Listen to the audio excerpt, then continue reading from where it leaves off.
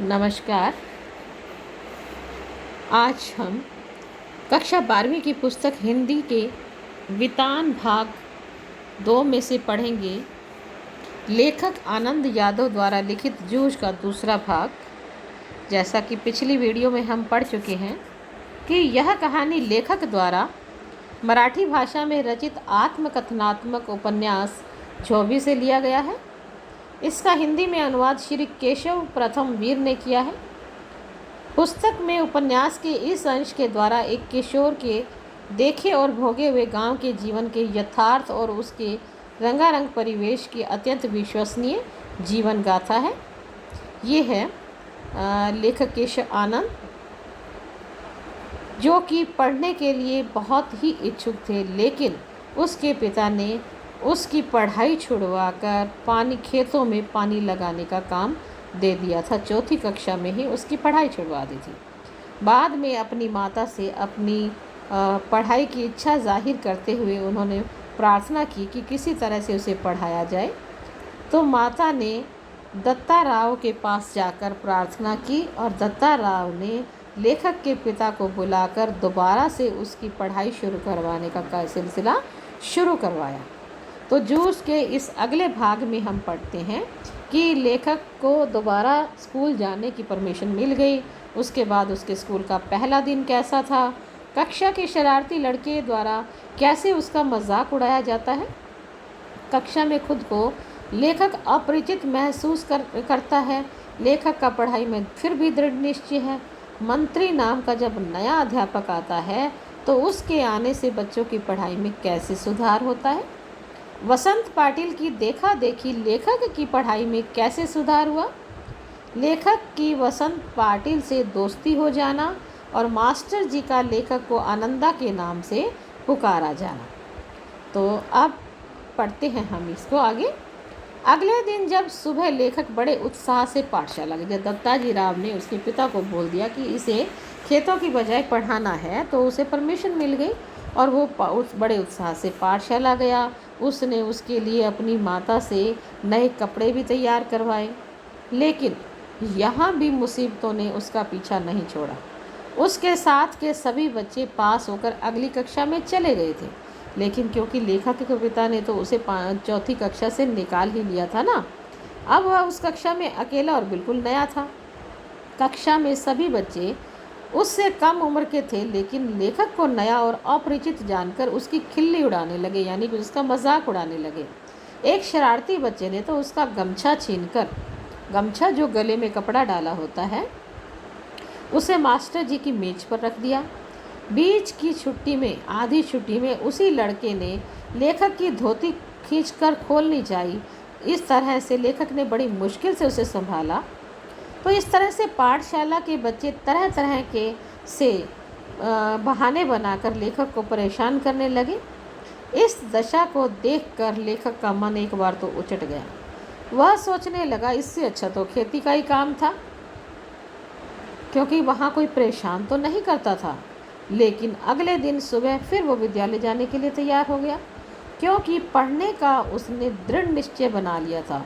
उसने पूरा निश्चय बना लिया था कि चाहे कितना भी संघर्ष करना पड़े, वो पढ़कर ही रहेगा। इस बीच उसने अपनी माँ से ये कहकर अपने लिए एक नई टोपी और एक चड्डी मंगवा ली थी और धोती की जगह अब वो चड्डी यानी कि निक्कर पहनकर स्कूल जाने लगा। तो इस तरह से कक्षा में बाकी बच्चों के साथ लेखक भी बैठकर अब पढ़ने लगा। लेकिन बच्चे थे कि उसकी खिल्ली उड़ाने में, उसका मजाक उड़ाने में जब भी उन्हें मौका मिलता तो वो नहीं चूकते थे और बात बात पर उसका मजाक उड़ाया करते थे। लेखक यही सोचता रह जाता, काश कि मैं पिछली कक्षा से ही स्कूल मैंने ना छोड़ा होता, और इस बात पर कभी कभी उसे रोना भी आ जाता था। इतनी जब बच्चे खिल्ली उड़ाते थे, मजाक उड़ाते थे, तो लेखक को वहाँ जाना भी अच्छा नहीं लगता था। उसके बाद कक्षा में गणित के अध्यापक मंत्री मास्टर ने शरारती बच्चों की खूब पिटाई की, क्योंकि वो शरारती बच्चों की खूब पिटाई किया करते थे। तो उनके आने के बाद कक्षा में धीरे धीरे अनुशासन का माहौल बनने लगा। लेखक की कक्षा में वसंत पाटिल नाम का एक बालक पढ़ने में सबसे तेज था, यानी होशियार था। उसे कक्षा का मॉनिटर बनाया गया था। वह स्वभाव से शांत था, किंतु उसका पूरा ध्यान पढ़ाई पर ही लगा रहता था। हमेशा कुछ न कुछ पढ़ता रहता। हालांकि लेखक को यह बात अच्छी नहीं लगी थी, किंतु लेखक का मानना था कि वह उम्र में वसंत पाटिल से बड़ा है, भले ही वह पढ़ाई छूट जाने के कारण उस कक्षा में पढ़ रहा है। अब आगे की कहानी में हम पढ़ेंगे कि मराठी के जो नए अध्यापक है सोंदेलकर, वो उनका मास्टर जी का लेखक के जीवन पर क्या प्रभाव पड़ा, उनका पढ़ाने का तरीका लेखक को अच्छा कैसे लगा। मास्टर जी खुद भी एक कवि थे, अब लेखक भी कविताओं में रुचि लेने लगा।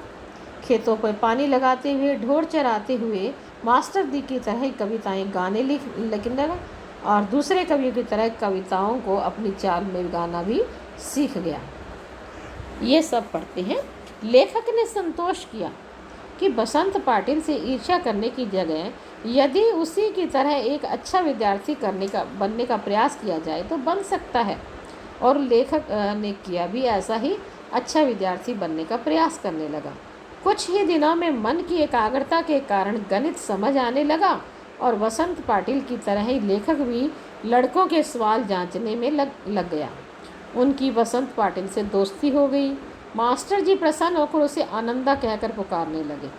इससे लेखक के मन में मास्टर जी के प्रति एक अपनापन महसूस हुआ, क्योंकि लेखक को उसके नाम से केवल उसकी माँ पुकारती थी, बहुत प्यार आने पर पुकारती थी उसकी माँ। जब इस प्रकार वसंत पाटिल से दोस्ती और मास्टर साहब से अपनेपन के कारण लेखक का मन अब विद्यालय में लगने लगा था और लेखक हमेशा अब वसंत पाटिल के साथ रहने लगा और आने जाने लगा।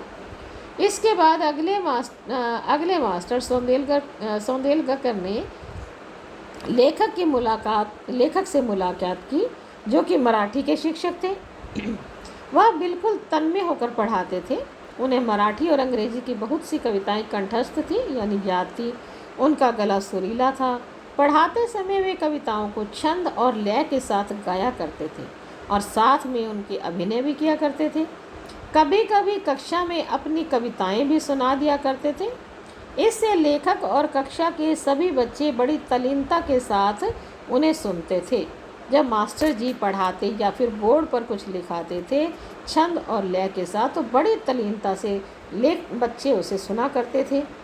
लेखक पर मास्टर सोंदेलकर का बहुत गहरा प्रभाव पड़ा। खेतों में पानी लगाते समय, ढोर चराते समय या जब कभी लेखक एकांत में होता तो वह भी मास्टर साहब की तरह हाव भाव, यति गति, आरोह अवरोह के साथ कविता पढ़ाने का प्रयास करता।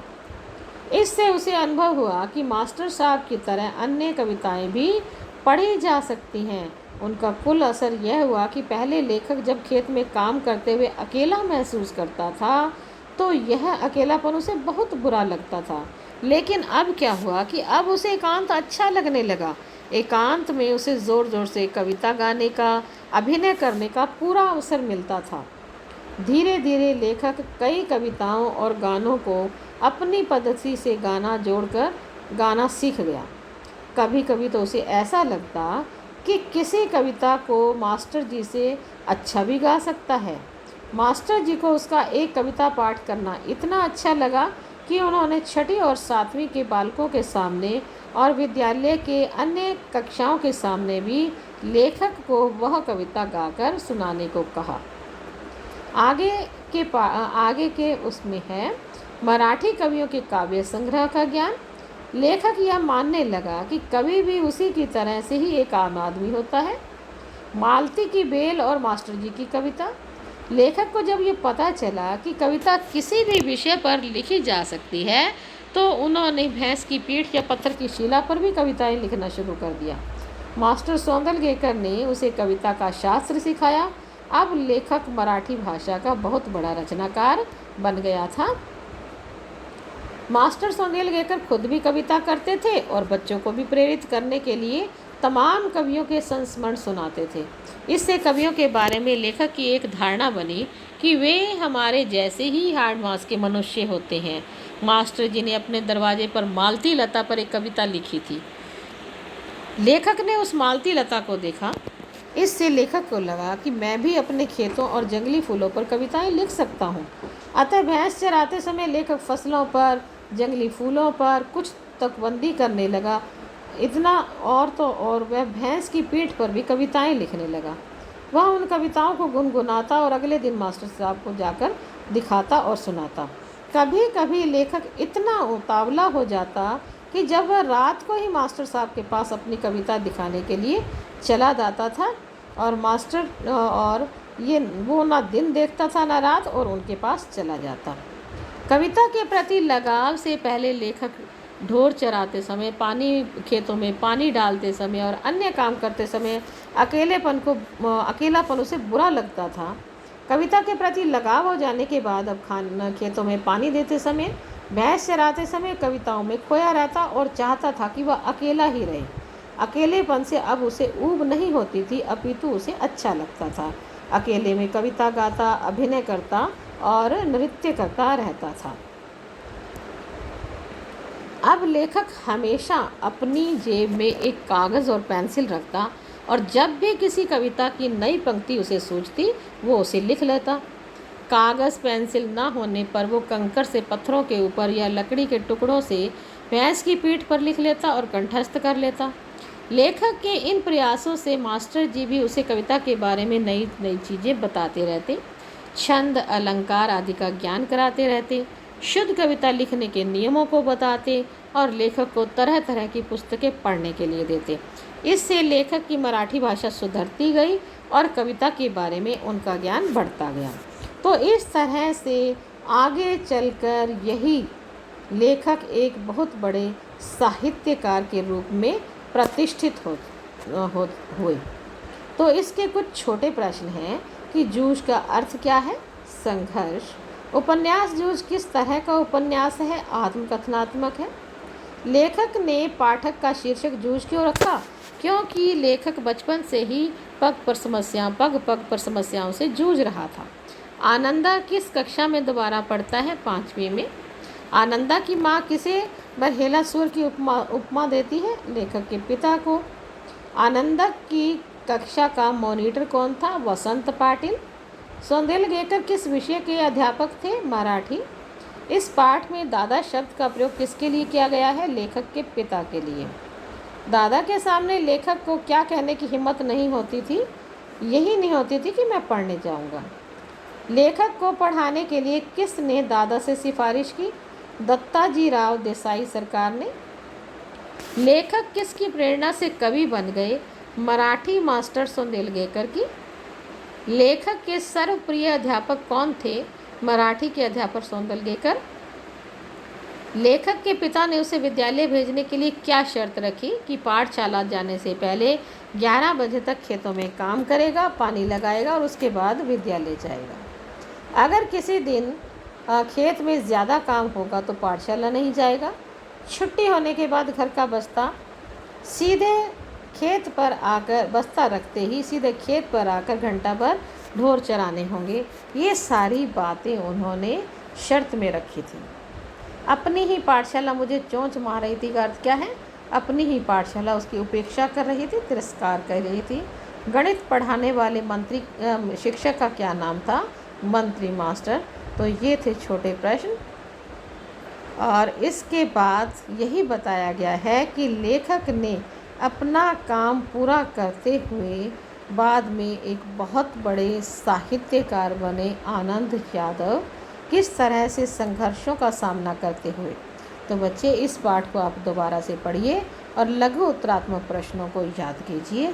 धन्यवाद।